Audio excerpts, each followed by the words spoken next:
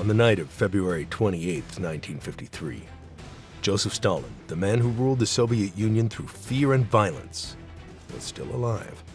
But something was wrong inside his private dacha near Moscow.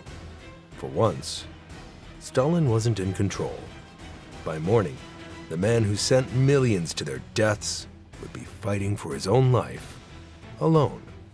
No doctors, no help, just silence and fear.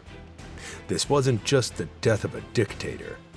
It was the slow collapse of a regime built on terror.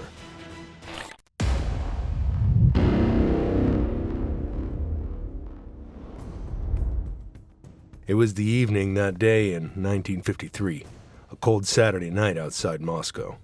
Inside the high-security compound at Stalin's Kuntsevo dacha, behind thick walls and locked iron gates, a small group gathered for a private dinner. He had invited only 4 men: Levent Beria, head of the NKVD and Stalin's most feared enforcer; Georgy Malenkov, a top official in charge of party affairs and administration; Nikolai Bulganin, deputy prime minister; and Nikita Khrushchev, the rising political star from Ukraine who had worked his way up through Stalin's brutal system. These 4 had survived not because Stalin trusted them, but because they were still useful, or lucky. Countless others before them had vanished after similar dinners. Stalin was known for testing loyalty in strange ways. A joke taken the wrong way could end in a bullet. The men arrived in the late evening. The dining room, as always, was set for a long night. Guards stood outside, armed and silent. Stalin controlled everything, even the seating arrangements. Everyone knew better than to touch their food or drink before he did. The evening dragged on for hours. Stalin was in high spirits, but his mood could turn in an instant. He spoke at length, often repeating himself or trailing off mid-sentence. His health had been declining, and those close to him had started to notice, but no one dared say it aloud. By the time the clock hit 4 a.m. on March 1st, the men were exhausted, but none dared to leave early. Stalin finally stood up, a signal that the evening was done. He waved his hand casually and shuffled towards his bedroom without saying a word. The others stood in silence until he disappeared down the hallway. None of them knew that was the last time they'd see Joseph Stalin fully conscious, walking, talking, and in command. The next morning, something felt wrong. Stalin didn't call for breakfast. Hours passed, and still no sound from his room. The sun had risen, and the tension was slowly building. There was still no movement by noon. To outsiders, it may have seemed like an ordinary day. But for those who worked inside the dacha, it was far from normal. Stalin's daily routine was strict. Every morning he would summon his guards, housekeepers, or even members of the Politburo for briefings or orders. If no one was summoned, something was wrong. The guards stationed outside his room, men like Starostin, who had served for years, felt the pressure. But no one dared open the door. Stalin had left one rule above all: do not disturb me unless I ring. Breaking that rule had once cost another guard his life. Everyone remembered that. So they waited. The kitchen staff stood idle. Stalin hadn't requested tea or food. His dogs hadn't been walked. The phones remained silent. Even the senior aides nearby, like Poskorabyshev, Stalin's longtime secretary, refused to act without permission. Everyone feared making the wrong move. By afternoon, the staff began whispering quietly among themselves. It had now been more than 12 hours since anyone had seen Stalin. Still, the fear of acting first outweighed the fear of doing nothing. Finally, around 6:30 p.m., Stalin's personal housekeeper, Anna Redens, began to feel that something was terribly wrong. She noticed that the light under Stalin's bedroom door had been on all day. No footsteps, no voice, no movement. Gathering what little courage she had, she gently opened the door just a crack. The scene inside stopped her cold. Stalin was lying on the carpeted floor near a small table. His nightshirt was soaked in urine. His slippers were kicked to the side. His right arm was twisted unnaturally. and his right leg was stiff and unmoving. His mouth was slightly open, and his eyes were partially rolled back. He wasn't speaking. He couldn't. He had suffered a massive cerebral hemorrhage, a stroke so severe that it likely had happened hours earlier, possibly right after he returned from the dinner, and collapsed sometime during the night. His breathing was shallow and uneven. His face was pale. His skin had turned a faint shade of blue around the lips, a sign of reduced oxygen. Anna ran out in shock and informed the guards. But even then, the panic didn't turn into action. The guards didn't call a doctor. They did not alert the Politburo. They did what they had been trained to do, which was to wait. As the evening turned into night, Stalin remained motionless on the floor of his bedroom. Nearly a full day had passed since his stroke. He was unconscious, his face contorted from the hemorrhage, and his limbs stiffening from paralysis. Every few minutes, his body gave off slight jerks, uncontrolled muscle spasms caused by brain damage. His breathing was irregular and wet, interrupted by low groans. Meanwhile, word had already reached Lavrenti Beria. Beria was head of the Ministry of State Security, and for years he had been the man behind the mass arrests, torture chambers, and executions. If anyone should have acted quickly, it was him. But Beria didn't rush. He arrived at the dacha late in the night, long after the stroke had occurred, and with no urgency. When he finally stepped into the bedroom and saw Stalin laying there, the room reportedly went silent. Everyone waited for his reaction. Beria approached slowly. He bent down, looking at Stalin's twitching frame, then stood back up. Instead of panic, he smirked. He told the staff that he was sleeping and told them to leave him. Then he laughed, cold, loud, and cruel. It wasn't ignorance. It was a strategy. Beria had been waiting for this chance.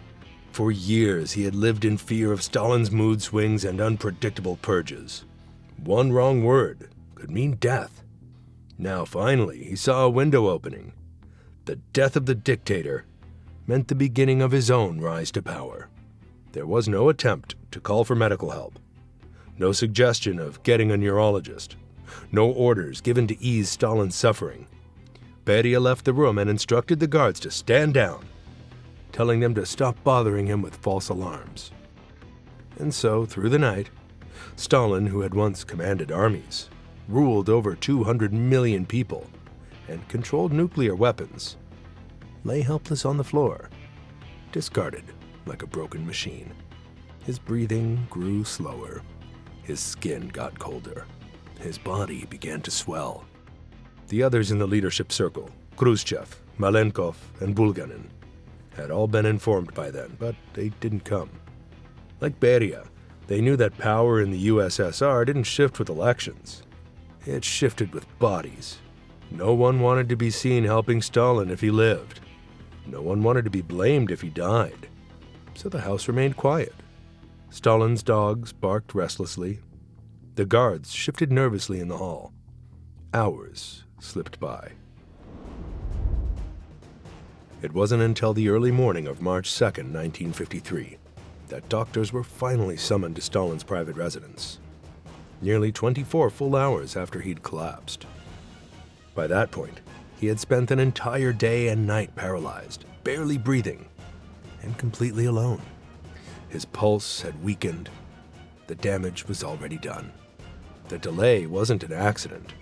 It was a direct result of Stalin's own paranoia that had led to the destruction of his country's medical elite just 1 year earlier. In January 1953, Stalin launched what became known as the Doctor's Plot, accusing a group of mostly Jewish physicians of conspiring to assassinate top Soviet officials through incorrect treatments.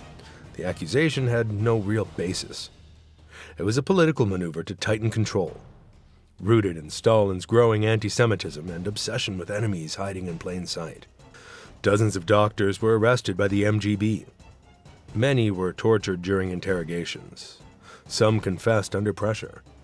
Others were sent to prison camps. A few simply disappeared. Among the arrested was Dr. Yakov Ettinger, who died during brutal interrogation sessions in 1951 before the plot even went public. By 1953, fear had spread throughout the entire medical community. Being a doctor had become dangerous. Even treating high-ranking officials came with risk. If a patient died, the doctor could be charged with sabotage or murder. So when Stalin collapsed, there were almost no trusted doctors left in the regime.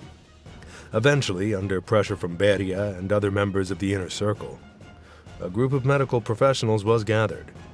One of the doctors called to the scene was Professor Vinogradov, who had previously been arrested for voicing concern over Stalin's declining health. Now, ironically, he was being asked to examine the dictator once again. When they finally reached Stalin's room, the sight was grim. He was lying on a small couch now where his body had been moved the night before. His face was darkened, his mouth hung slightly open. His eyes were partially shut but flickered, with no focus. His chest rose and fell irregularly. The doctors began their examination. The readings were severe. Blood pressure was critically high. The pulse was rapid but weak and unstable. His right side was completely paralyzed, and his pupils were barely responsive to light.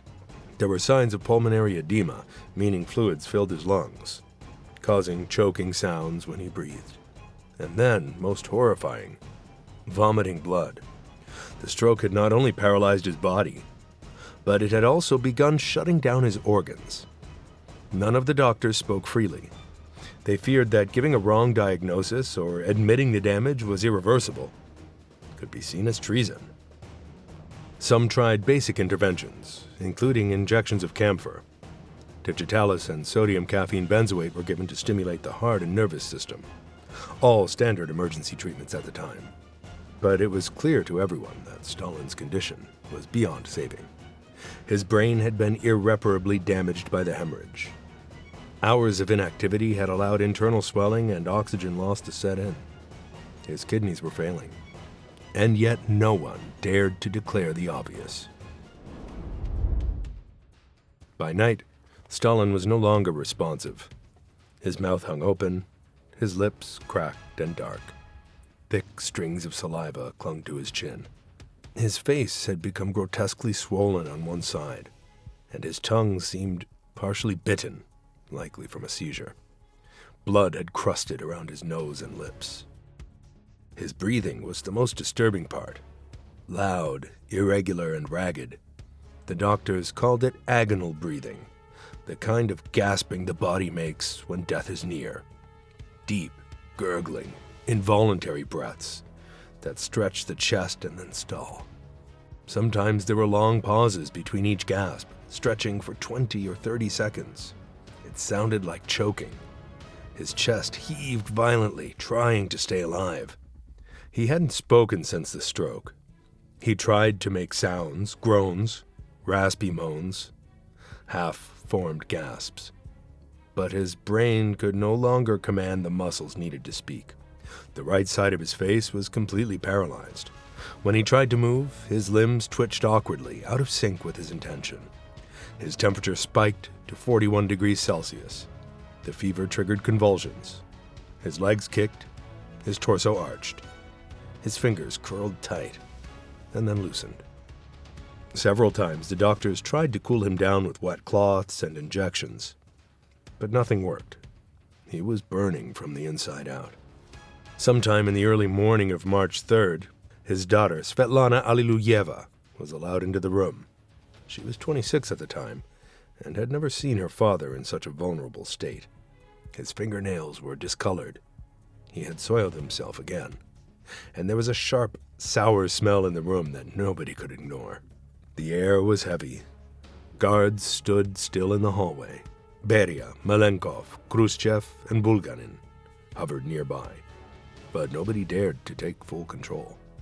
They all knew that Stalin's death would reshape the Soviet Union overnight, but they also feared he might survive, and if he did, any sign of disloyalty now would mean execution later. Lavrenti Beria, sensing an opportunity, became more assertive. He took charge of who could enter the room. He gave instructions to the medical staff, but refused to sign off on any decisions. He watched everyone closely. His tone was calm, but his posture was rigid. He was already acting like Stalin's successor. Khrushchev stayed quiet during this time. He knew Beria's reach was long. Malenkov and Bulganin followed Beria's lead, but with caution. Everyone was walking on glass. At one point in the early hours of March 4th, something happened that froze the room. Stalin's eyes suddenly opened. They were bloodshot and unfocused, but wide. The moaning stopped. His chest went still. He scanned the room slowly, his head tilted ever so slightly. Those nearby, including Svetlana and Beria, noticed it immediately.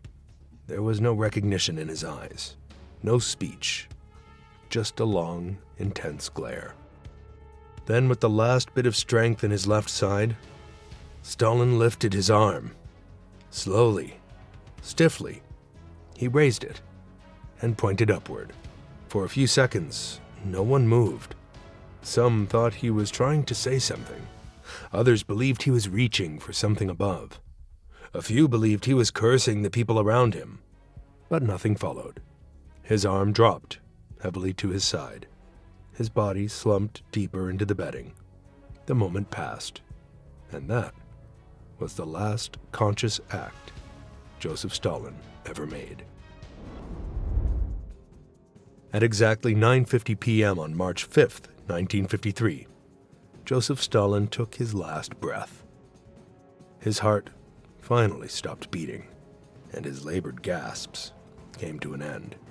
The silence that followed was deafening, not just in the room, but across an entire nation gripped by fear for decades. The official cause of death was listed as a cerebral hemorrhage. Stalin's death left a vacuum, and chaos filled it instantly. Beria, Malenkov, and Nikita Khrushchev immediately began maneuvering for control of the Soviet Union. But they didn't trust each other. Each man had been part of the machine of terror, and they all knew how dangerous their rivals were. Beria acted fast. He ordered that all records of Stalin's purges, the arrests, executions, and torture orders be locked away. He wanted to bury the past before it buried him. He even tried to paint himself as a reformer, suggesting the release of political prisoners. But nobody was fooled. By June, Khrushchev and the others moved against him. Beria was arrested in a surprise coup, accused of treason, sexual assault, and abuse of power. A secret trial followed. In December 1953, Beria was executed with a bullet to the head, the same fate he had ordered for so many others.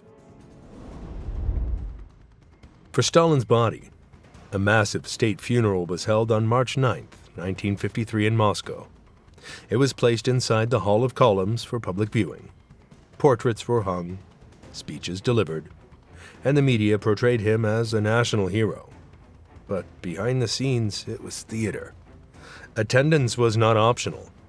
Citizens were expected to show up. Soldiers lined the streets. Loudspeakers ordered crowds to move in line. People were pushed, shoved, and trampled. The crowd surged with panic, and the result was catastrophic. At least 100 people died, crushed underfoot, and some suffocated in the chaos. Their deaths were kept quiet by the regime. Even in death, Stalin's grip remained brutal. His body was placed next to Lenin's in the Red Square Mausoleum, a symbol of eternal greatness. But that image would not last. The cracks in Stalin's legacy had already begun to show. The man who ruled by terror was gone, but the scars he left behind were only just beginning to surface. Soviet officials uncovered thousands of files, records from the NKVD and later the KGB, documenting mass arrests, torture chambers, and execution quotas. Entire regions like Kolyma and Vorkuta were revealed to have been home to massive forced labor networks, where prisoners froze, starved, or collapsed under impossible work demands. The Gulag system had stretched across the entire Soviet Union like a cancer. Inmates dug canals with their bare hands, built railroads in permafrost, and mined gold without proper tools or food. Few survived long. Mass graves were found in forests, valleys, and near old prison sites. Bodies with gunshot wounds to the back of the head, dumped in layers, evidence of the so-called enemy of the people executions Stalin had ordered year after year.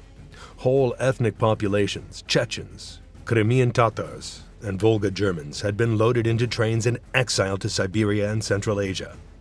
Many froze to death during the journey. Others perished from disease and starvation after being dumped in barren land with no shelter. It was no longer rumor or speculation. It was all documented. And in 1956, during a closed session of the 20th Communist Party Congress, Nikita Khrushchev pulled back the curtain. His secret speech exposed the full scope of Stalin's terror. He detailed the wrongful executions, the fabricated trials, the cult of personality, and the betrayal of loyal communists. He named names. Stalin wasn't just a flawed leader. He had been a calculating butcher, and the system he built was soaked in blood. In 1961, Stalin's embalmed body was quietly removed from the Red Square mausoleum. He was no longer a national icon. The state buried him behind the Kremlin wall, away from Lenin's tomb, in a symbolic effort to erase the connection. It was part of a broader wave of de-Stalinization. Statues of Stalin were pulled down in cities across the USSR. Stalingrad was renamed Volgograd. His face disappeared from coins, posters, and portraits. History textbooks were rewritten to minimize his role or paint him as a mistake rather than a hero. But it wasn't enough. Families of purge victims still couldn't get answers about where their loved ones were buried. Survivors of the gulags still struggled to rebuild their lives, having lost everything. The psychological trauma ran deep, shaping generations. Even some who had worshipped him felt betrayed. They had believed the propaganda, only to realize they'd helped fuel a regime that crushed its own people. Decades later, the scars remain. The world has moved on, but for millions, the pain never left.